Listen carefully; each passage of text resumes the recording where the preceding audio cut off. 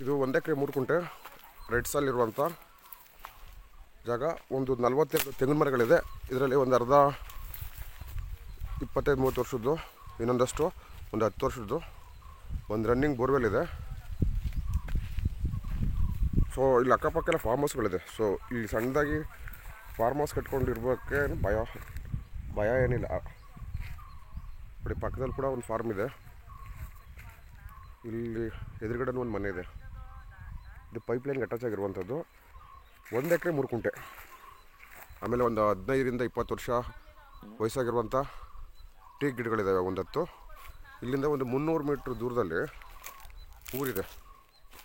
So ಊರಿರೋದ್ರಿಂದ ಇದಕ್ಕೇನು ಸೇಫ್ಟಿಗೇನು ತಲೆ ಕೆಡಿಸ್ಕೊಳ್ಳಂಗಿಲ್ಲ. ಒಂದು ರನ್ನಿಂಗ್ ಬೋರ್ವೆಲ್ಲು, 1 TC ಇದೆ, ಫ್ರೀ ಕರೆಂಟು. ಇದು ಕೆಂಪು ಮಣ್ಣು.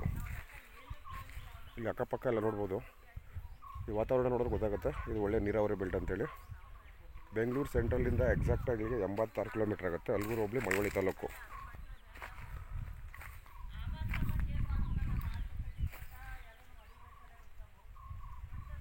ಸೊ ಇದಕ್ಕೆ ಇಲ್ಲಿಂದ ಎಂಟ್ರೆನ್ಸು. ಆಮೇಲೆ ಇದು ಏನಾಗಿದೆ ಅಂದರೆ 3 ದಿಕ್ಕಲ್ಲಿ ಫೆನ್ಸಿಂಗ್ ಆಗಿದೆ. ಸೊ ಪಕ್ಕದಲ್ಲಿ ರೋಡ್ ಇದೆ. ಇದು ಬೇರೆಯವ್ರದ್ದು ಜಾಗ.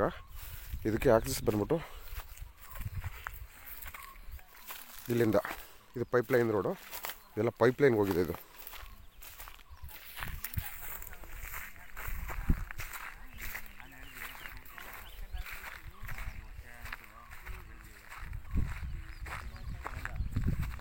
ಸೊ ಈ ಥರ ತಾರ್ ರೋಡಿಂದ ಈ ಥರ ಇಲ್ಲಿ ಒಂದು ಕಾರ್ನರಲ್ಲಿ ಆಕ್ಸೆಸ್ ಇದಕ್ಕೆ.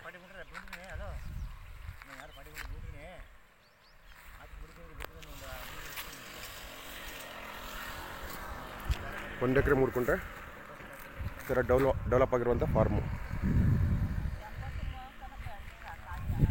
ನೋಡಿ ಪಕ್ಕದಲ್ಲಿ ಎದುರುಗಡೆ ಇನ್ನು ಸ್ವಲ್ಪ ನೋಡಿ ಇಲ್ಲೆಲ್ಲ ಕಣ್ಣು ಹಾಯಿಸ್ದಂಗೆಲ್ಲ ಬೇರೆ ಬೇರೆಯವ್ರದ್ದು ಫಾರಮ್ಗಳಿದ್ದಾವೆ. ಇಲ್ಲಿ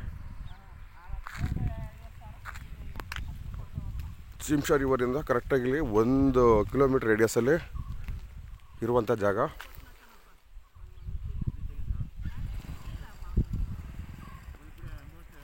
ಇಲ್ಲಿ ಪಕ್ಕದಲ್ಲೇ ಒಂದು 350-400 ಮೀಟರ್ ಊರಿದೆ.